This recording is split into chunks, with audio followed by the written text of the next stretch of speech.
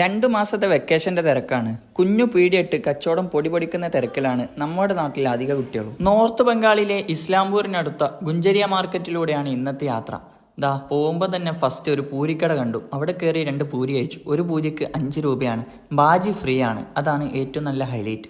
തൊട്ടടുത്ത് തന്നെ ഒരു ചിക്കൻ കടയുണ്ട്. ചിക്കൻ കട എന്ന് പറയാൻ പറ്റുമോ എന്നറിയില്ല. ഇവിടുത്തെ ചിക്കൻ കടയുടെ പ്രത്യേകത, കഴുത്ത് നേരത്തെ മുറിച്ച് ചിക്കൻ ഇങ്ങനെ വെച്ചിട്ടുണ്ടാവും. ആവശ്യക്കാർക്ക് അപ്പം പൊളിച്ചു കൊടുക്കും. സവാളക്കൊക്കെ നമ്മുടെ നാട്ടിൽ എത്രയാണെന്ന് അറിയില്ല. എന്തായാലും ഇവിടെ കിലോ 20 രൂപയാണ്. രാവിലെ 8 മണി ആയതേ ഉള്ളൂ. അതുകൊണ്ട് കച്ചവടക്കാരൊക്കെ വന്ന് കച്ചവടം തുടങ്ങാൻ ആരംഭിക്കുന്നതേ ഉള്ളൂ. പക്ഷേ കുഞ്ഞു കച്ചവടക്കാർ സജീവമായി മുന്നിൽ തന്നെയുണ്ട്. ഏകദേശം ആളുകളൊക്കെ എത്തി തുടങ്ങുന്നതേ ഉള്ളൂ. ഒരു 10 മണി ആയാലേ ടൗൺ മൊത്തത്തിലൊന്ന് ഓപ്പൺ ആവുകയുള്ളൂ. എന്തായാലും വേണ്ടിയില്ല, നിരന്ന് നിൽക്കുന്ന പച്ചക്കറി ചന്തയാണിത്. പോകുന്ന വഴിയിൽ നമുക്ക് ചൂലൊക്കെ കിട്ടും. ഈ ചൂലിന് 50 രൂപയാണ്.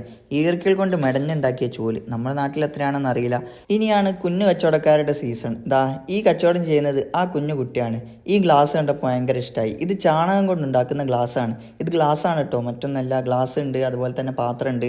ഉത്തരേന്ത്യയിലൂടെ യാത്ര നടത്തിയവർക്കറിയാം, നമ്മൾ ചായ കുടിക്കാൻ കടയിൽ കയറി കഴിഞ്ഞാൽ നമുക്ക് മൺഗ്ലാസ്സിലാണ് ചായ കിട്ടുക. പക്ഷെ അത് മൺകൊണ്ടുള്ള ഗ്ലാസ് അല്ല, അത് ചാണകം മെഴുകിയ ഗ്ലാസ്സാണ്. എങ്ങനെയാണെന്നൊന്നും അറിയില്ല. എന്തായാലും നമുക്ക് ഉത്തരേന്ത്യയിൽ ഒരുപാട് തെരുവുകളിൽ കുഞ്ഞു കച്ചവടക്കാരെ കാണാൻ കഴിയും.